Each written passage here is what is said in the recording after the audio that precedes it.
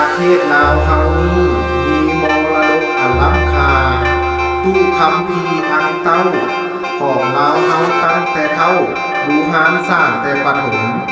ไปสมเบิงเบื้องหนังสื่อผูกใบน้ำเป็นตำนานลาวเฮายอดยิงมีทุกสิ่งหลายหลากเรื่องเพิ่นเขียนไว้แต่ก่อนหลังมาบัดนี้จากกล่าวคำบางก่อนไปนานลาวหลายคนเชิญมาฟังนางยานีไก่หาหลานสิขอไข่สีตำลาเก่าโบราณสอนตั้งแต่เดือนดำบันพ่อแม่เฮาเพิ่นทำไว้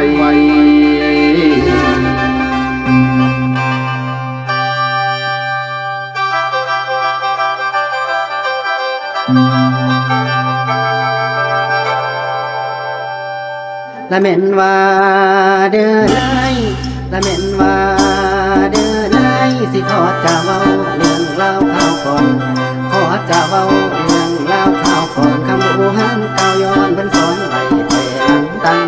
แต่ครั้งต่างก่อนมีมาจิตศรัทธาเป่าเฮียนปากเพียนเฮียนนองอันจอมแต่แก้วแววว่าวแสงส่องให้แสงทั้งส่องอยู่สู่แล้วว่าทั้งตั้ง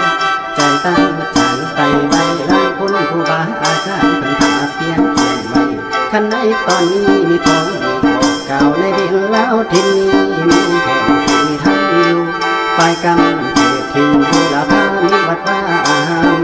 เฮือนเหียงเดรักษาเอาไว้อักษรทำหนังสือปลูกฟุ้งลูกหลานกะไว้ย่อไว้ศาสนาขันย่อไว้ศาสนา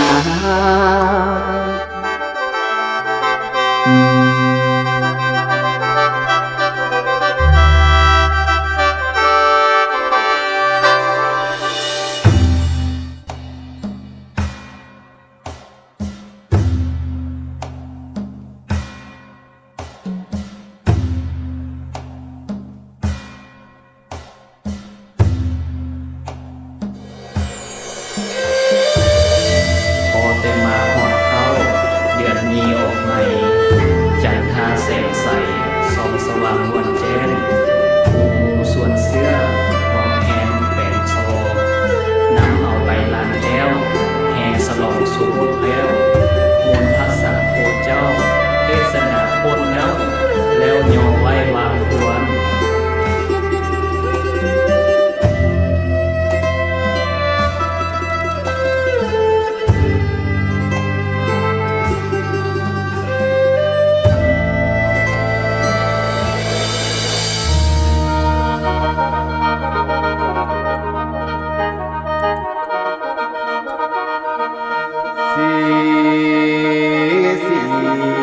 สิทธิไสยามังคาลาคมพมวิหารสถานอันวิเศษอันเป็นเหตุให้สัตว์ทั้งหลายตั้งอยู่สุขเกษมเติมของบุรมโพธิสัตว์แห่งเฮาอันได้สร้างโพธิสมภารนานมาเป็นประทัดเพื่อให้ได้เรียนรัตนัตพยายังมหาสังกาอันนี้